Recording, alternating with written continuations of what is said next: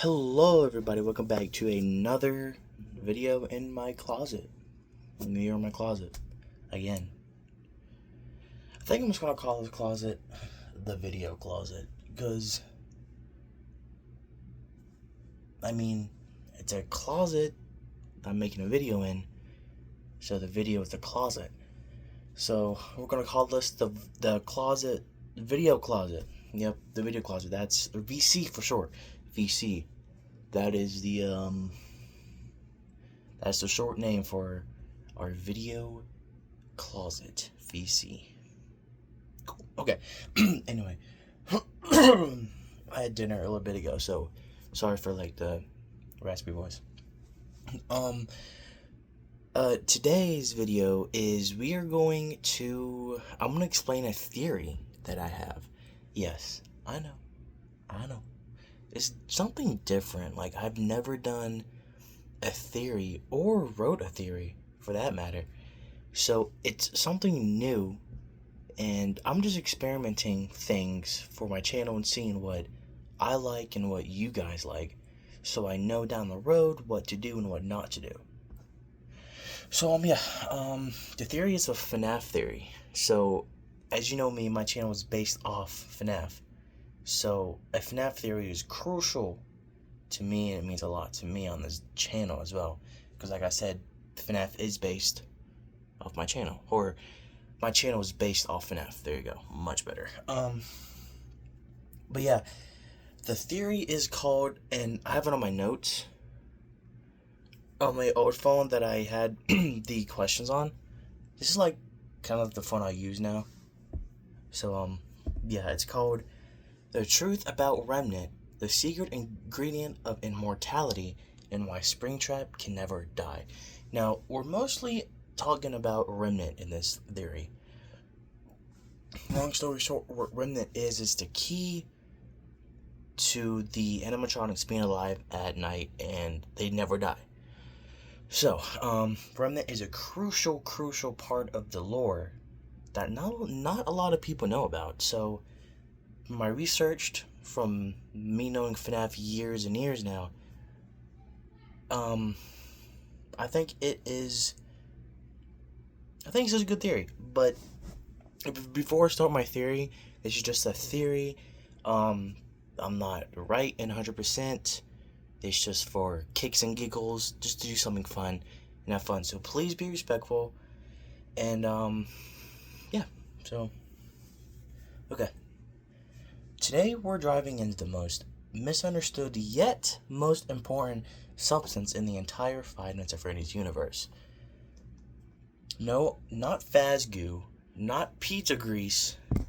Actually, can I put my phone right here? Yo, I can't. Okay, so it's better. Okay. Remnant. No, pizza grease. I'm talking about the lifeblood of the series itself. Remnant. The mysterious metallic and soul stuff that ties together ghost, machines, code, and even reality itself. Everyone knows it is the reason Freddy and his friends just won't die. But what if I told you Remnant isn't just fuel of immortality? It's the creator of it. And what if I told you that William Afton didn't just use Remnant, he became it?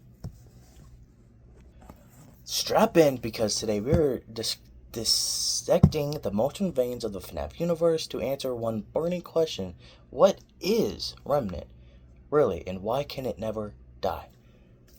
This is part one of the theory. The liquid soul theory. What we thought we knew. Let's start where it all first heard about Remnant, sister location. In the game's blueprints, we see reference to Remnant injection system, and Afton himself monologues that about discovering a way to bind the human soul to metal. So early theory logic went kill a kid, soul lingers in agony, soul energy fuses with metal, boom, haunted animatronic. Simple, sad, and honest to God straightforward. But that's too simple for Scott Cawthon. Old boy Scott Cawthon loves to play tricks. And we still don't know what's in that box. And we never know because he forgot himself. Anyway, he's not just telling a ghost story. He's building a mythos about consciousness itself. Because here's the thing, Remnant doesn't behave like a ghost. It behaves like a physical substance. In FNAF 6, Henry says that Remnant can be melted, contained, or just spread. That means it's not eternal, it's tangible, and it exists in solid, liquid, and even vaporized forms. Which brings us to a horrifying implication. If Remnant can be melted, it can also spread. And that's exactly what Afton realized. Part 2. William Afton, the scientist, not the slasher. We all know William Afton as the killer, but buried in the tapes and documents of his location, there's evidence that Afton wasn't just murdering children for kicks. He was experimenting on the way nature of life and death. Think about it. He builds lifelike animatronics with personality. He designs systems to interact and inject Remnant. He talks about keeping the consciousness alive through agony. These aren't the words of a serial killer. They're the words of a man who wanted to conquer mortality. Remember, the animatronics aren't just hunted. They're alive. They think, they plan, they even dream. In some cases, see security breach ruins dreaming Glamrocks. That's not possession. That's consciousness transfer. So what was Afton really doing? Was he digitizing the human soul centuries before Fazbear Entertainment ever made their VR games? And to do that, he needed a medium strong enough to hold a person's essence.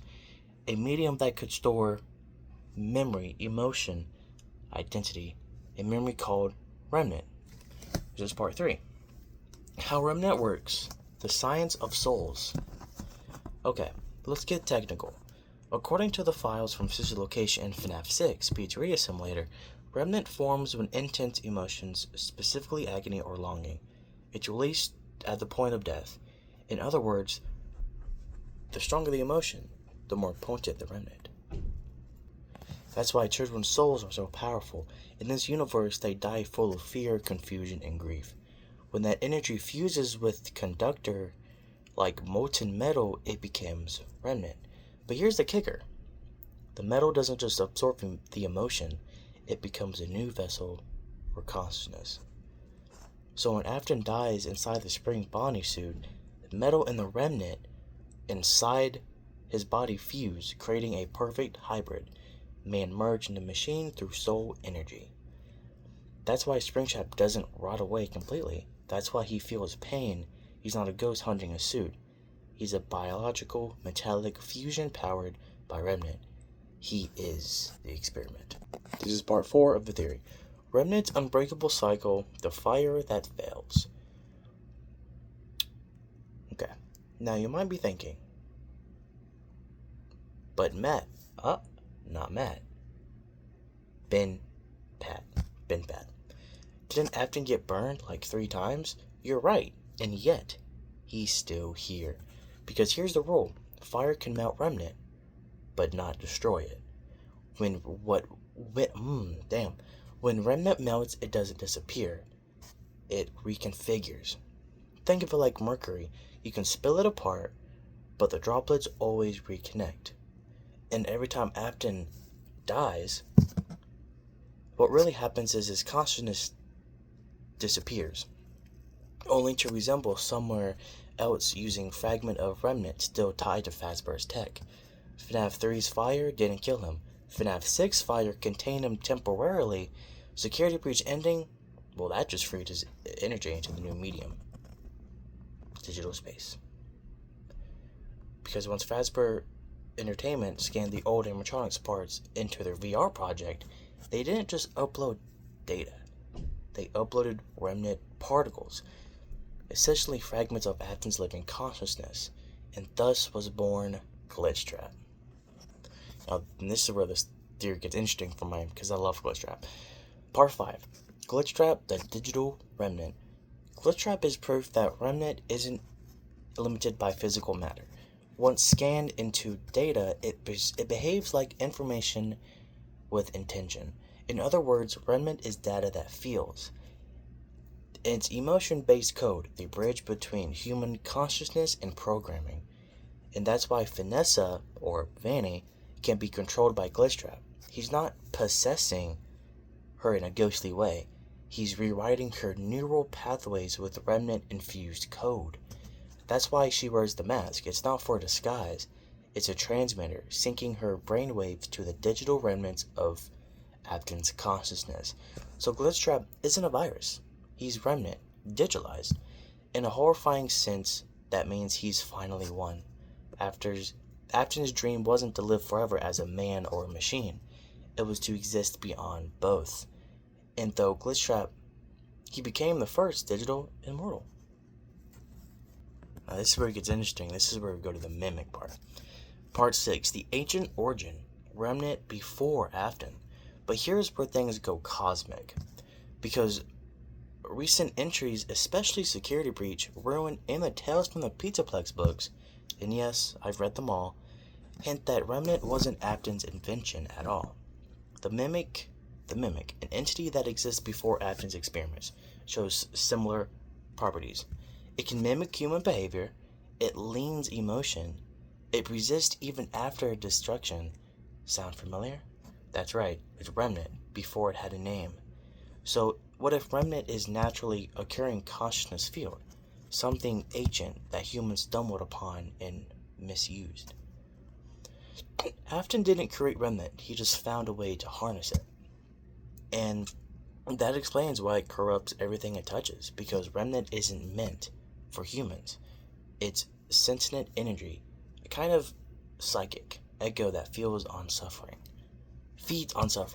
So when Afton injects remnant into his machines, he wasn't imbuing them with life.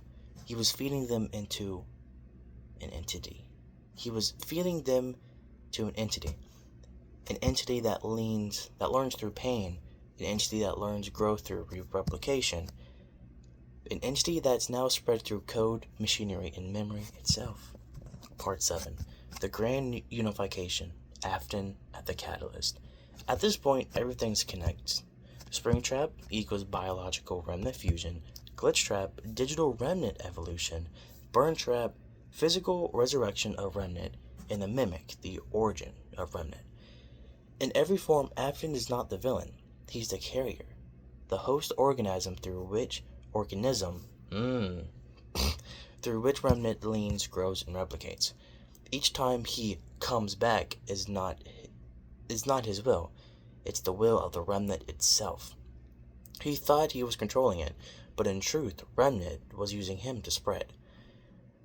Every hunting, every corrupted machine, every Glitchtrap clone is the same entity, expanding its reach through the digital, physical, and spiritual realms. Remnant isn't life after death. It's death pretending to be life. Part 8, the final twist. Remnant is the player. Now for the final twist. What if the reason we, the player, keep returning to the franchise, to new locations, new animatronics, new timelines, is because we are part of the remnant cycle? Think about it. Every FNAF game starts the same way. You wake up in the new environment with no memory bound to a monitor, forced to watch the same horrors after every night. Sound familiar? It's the behavior of a trapped consciousness, where we are fragments of remnant, endlessly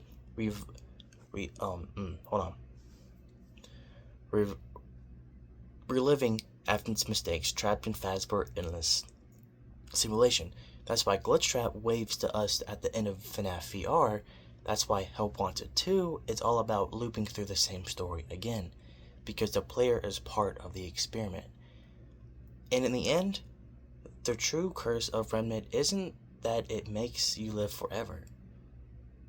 It's that it makes you relive forever.